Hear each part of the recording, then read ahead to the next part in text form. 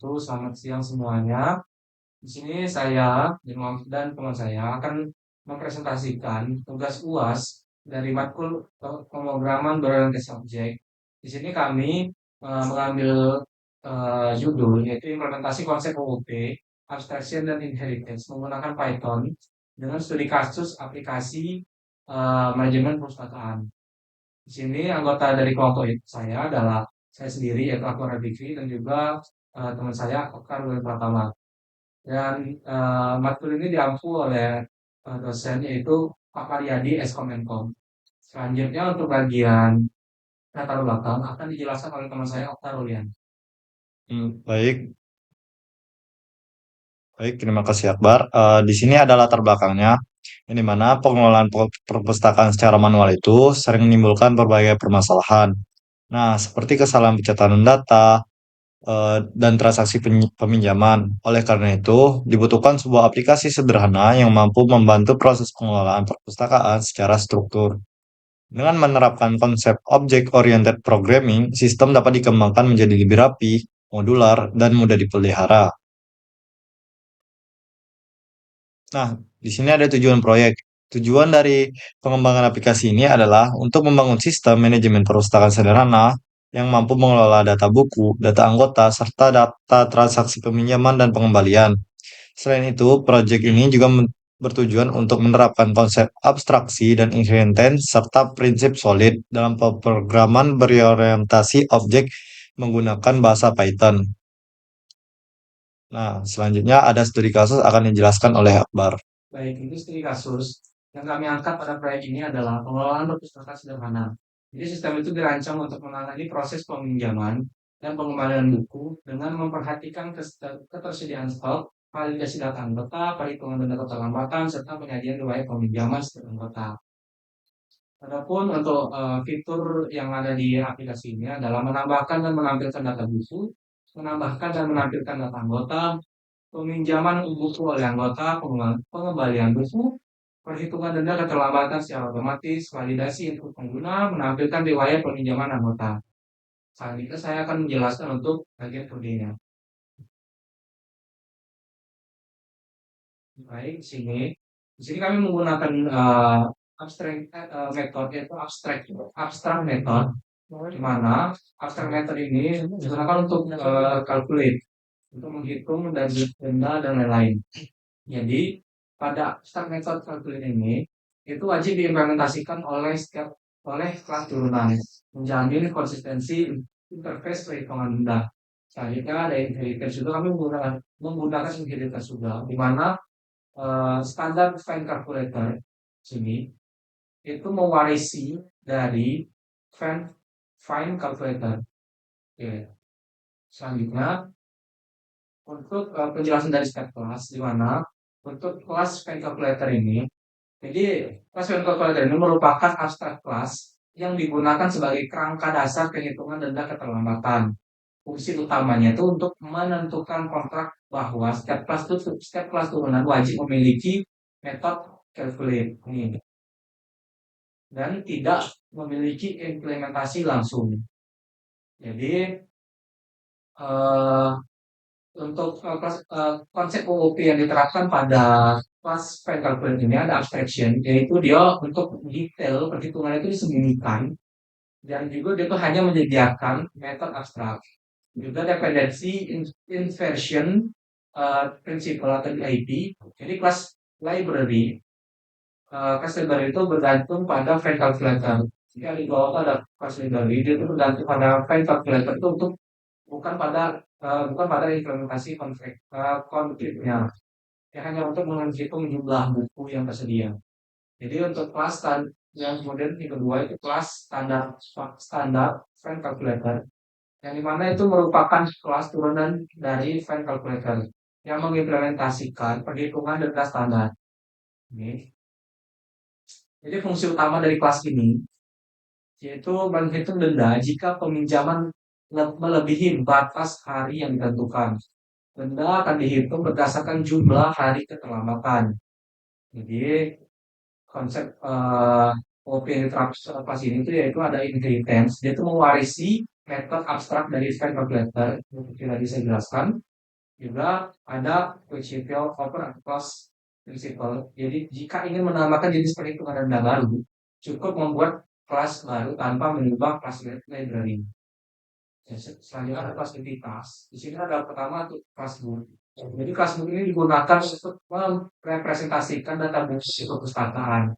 Di dalam itu ada atribut title, title ya, sama stok. Jadi title ini untuk judul buku, dan stok ini jumlah stok buku yang tersedia nantinya. Jadi metodenya itu kami menggunakan ada borrow, yaitu untuk mengurangi stok buku, dan return untuk menambah stok buku. Jadi untuk konsep UUP yang kami gunakan di sini ada SRP, ya SRP. Jadi kelas ini hanya bertanggung jawab pada pengolahan buku. Dan juga ada encapsulation, jadi data buku dan operasi terhadap stok dikemas dalam satu kelas. Selanjutnya ada kelas member. Di mana kelas member ini merepresentasikan data anggota perpustakaan. Di mana di dalam itu ada atribut member, ID, dan juga name, nama. Jadi konsep OOP yang diterapkan sini ada kami menggunakan SRT, yang mana tuh kelasnya tuh hanya menyimpan informasi anggota tanpa lebih ke bisnis. Selanjutnya ada kelas untuk transaction, di mana kelas transaction ini menyimpan informasi transaksi untuk peminjaman buku. Atribut di dalamnya itu ada member, group, dates, sama untuk hari ya. Nah, jadi ini konsep OOP yang kami gunakan untuk kelas ini adalah SRP, yaitu kelas ini hanya bertugas menyimpan data transaksi, memisahkan data transaksi dari logika perpustakaan. Selanjutnya ada kelas library, yaitu ini kelas utama. Jadi kelas library ini merupakan pusat logika bisnis dari aplikasi. Dia tuh tanggung jawabnya untuk mengelola buku, mengelola anggota, mengelola peminjaman dan pengembalian, menyimpan riwayat transaksi. Jadi konsep OOP dan sorry itu kami menggunakan SRP, yaitu untuk menangani logika bisnis perpustakaan. Sedangkan untuk PIP itu menggunakan Venn calculator sebagai dependensi utamanya. Dan juga ada abstraction, dia itu tidak mengetahui detail perhitungan rendah. Nah, terus metode penting yang ada di kelas library ini ada add book. Sini ada add book. Yaitu untuk menambahkan buku. Kemudian ada find book untuk mencari buku yang ingin dicari. Terus untuk add member di sini. Di sini add member itu untuk menambahkan anggota. Terus juga ada proses peminjam. Terus ada borrow book. Ini untuk proses peminjaman. Kemudian ada return book. Di sini untuk proses pengembalian buku. Dan juga untuk loan history, di sini ada loan history.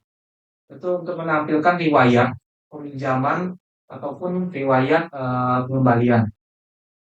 Selanjutnya ada validasi input, di mana function input wajib ini digunakan untuk memastikan user tidak memasukkan input kosong.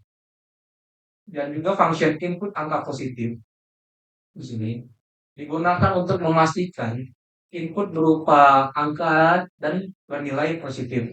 Di mana konsep OOP yang kami gunakan situ ada SRT, yaitu validasi dipisahkan oleh logika bisnis dan juga untuk meningkatkan keamanan input pengguna.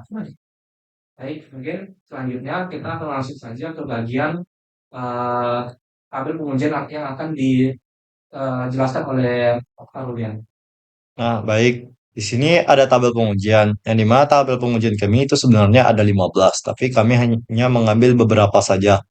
Ada nomor 1 sampai 5. Nah, di nomor 1 ini, yaitu skenario ujinya ada menampilkan menu utama, yang dimana langkah ujinya harus menjalankan program, dan tanpa hasil input, yang dimana hasil yang diharapkan menu utama tampil dengan 4 pilihan. Nah, hasil aktualnya bakal lulus. Di sini bakal dicoba. Nah, bisa kita lihat di sini ada 4 menu utama sudah keluar.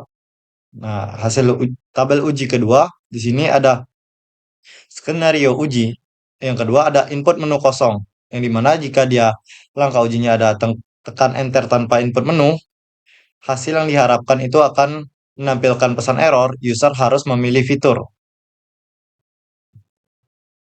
Nah, di sini sudah ada jelas error, user harus memilih fitur. Oke, tabel uji ketiga ada skenario ujinya dan menampilkan daftar buku, yang dimana langkah ujinya adalah pilih menu 1, yaitu pinjam buku, dan hasil yang diharapkan daftar buku dan stok tampil. Nah, di sini ada memasukkan ID, akan muncul algoritma ada stoknya 5, basis data adanya stoknya 0. Lulus. Yang keempat, skenario ujinya adalah peminjaman buku oleh anggota terdaftar. Langkah ujinya, dia pilih menu nomor satu, misal dia input ID A001 yang dimana buku algoritma, peminjaman harinya adalah 3 hari, hasil yang diharapkan peminjaman berhasil. Nah, di sini ada masukkan judul buku algoritma, harinya tadi 3. Nah, peminjaman berhasil, yang dimana lulus.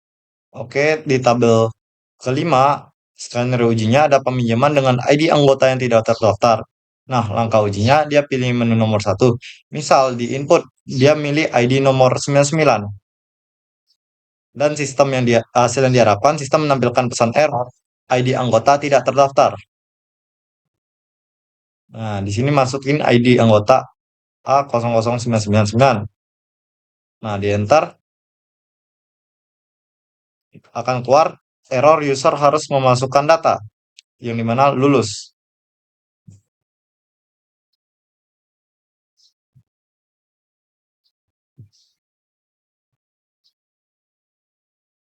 ID anggota tidak terdaftar tadi sudah lulus. Pada kesimpulan, studi kasus yang diangkat pada proyek ini adalah pengelolaan perpustakaan sederhana.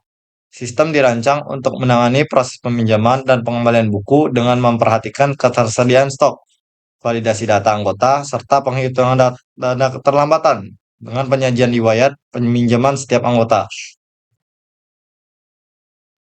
Nah, setelah kesimpulannya yang saya bacakan, terima kasih. Itu saja penjelasan dari kelompok kami. Wassalamualaikum warahmatullahi wabarakatuh.